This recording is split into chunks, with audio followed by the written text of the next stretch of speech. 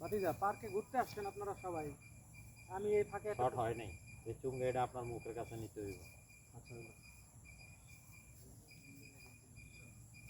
আসেন, আমাদের টিমে আপনাদেরকে স্বাগতম। দুজন চলে আসুন। Welcome our programme. ভাতিজা, জি স্যার। পার্কে তো ঘুরতেছেন আপনারা বেশ আনন্দে। জি এই সময় আমার ভিতরে থাকা একটা প্রশ্ন আমি আপনাদের সাথে শেয়ার করতে চাই। জি।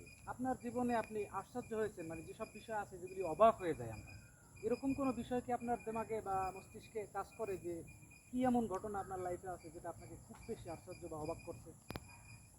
আমার লাইফে আমি সব থেকে বেশি আশ্চর্য বা অবাক তখনই হই, আমার নানুর মেয়ের কীর্তিকা লাভ হয়েছে। আমার বাপের খায়া, আমার বাপের পইরা, আমার এই ঝাড়ু দিয়ে আমারে